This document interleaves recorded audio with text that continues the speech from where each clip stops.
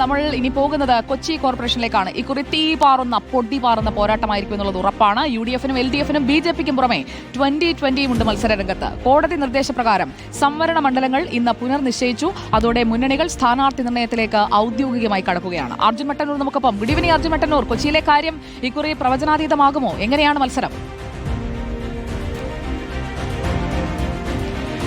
Good evening Sujaya. അതായത് കേരളത്തിൽ UDF-ന് ഏറ്റവും വേരോട്ടമുള്ള ജില്ലയാണ് എറണാകുളം. അതിൽ തന്നെ ജില്ലാ പഞ്ചായത്തുകളിൽ 3 മാത്രമാണ് UDF-നുള്ളത്. അതിലൊന്ന് എറണാകുളമാണ്. പക്ഷേ കഴിഞ്ഞ 5 വർഷമായി കൊച്ചി കോർപ്പറേഷൻ ഭരിക്കുന്നത് LDF ആണ് എന്നതാണ് യാഥാർത്ഥ്യം. മാത്രമല്ല കടുത്ത പോരാട്ടമായിരിക്കും ഇത്തവണയും ഉണ്ടാവുക എന്ന കാര്യം ഉറപ്പാണ്. നേരത്തെ 74 ഡിവിഷനുകളാണ് ഉണ്ടായിരുന്നത്. അതിൽ 34 ഡിവിഷൻ LDF-ഉം 31 ഡിവിഷനുകൾ UDF-ഉം 5 ഡിവിഷൻ BJP-യുമാണ് ഭരിക്കുന്നത്. അതോടൊപ്പം തന്നെ 4 സ്വതന്ത്രന്മാരുമുണ്ട്. ഇതിൽ വിമതന്മാരെ മത്സരിച്ച് പിന്നീട് സ്വതന്ത്രരായി ജയിച്ച 4 പേരുണ്ട്.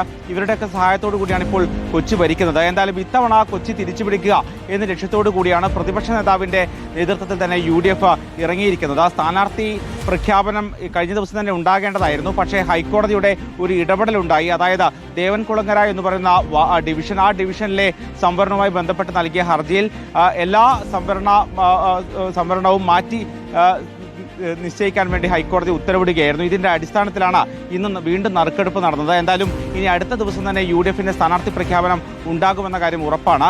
അതോടൊപ്പം തന്നെ LDF-ഉം വികസന നേട്ടങ്ങൾ ഉയർത്തിക്കൊണ്ടാണ് കൊച്ചി കോർപ്പറേഷൻ നിലനിർത്താൻ വേണ്ടി ശ്രമിച്ചുകൊണ്ടിരിക്കുന്നത്. BJP-യും ഇത്തരത്തിൽ കൂടുതൽ ഡിവിഷൻ പിടിച്ചെടുക്കാൻ കഴിയുമെന്ന പ്രതീക്ഷയിൽ തന്നെയാണ്.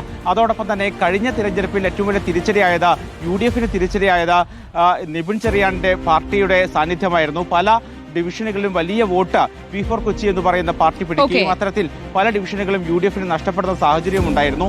പക്ഷേ ഇത്തവണ 2020 മത്സരിക്കുന്നുണ്ട്. 2020 എത്രത്തോളം വോട്ട് പിടിക്കും എന്നത് കൊച്ചി കോർപ്പറേഷന്റെ ഭാവിയെ സ്വാധീനിക്കുമെന്ന കാര്യം ഉറപ്പാണ്. എന്തായാലും കടുത്ത പോരാട്ടമാണ് ഇത്തവണ കൊച്ചി കോർപ്പറേഷനിൽ ഉണ്ടാകുന്നത്. ഓക്കെ അർജുൻ, അപ്പോൾ നമുക്ക് ആ പൊരിഞ്ഞ പോരാട്ടം പ്രേക്ഷകരിലേക്ക് ആവേശം ഒട്ടും ചോരാതെ എത്തിക്കാം.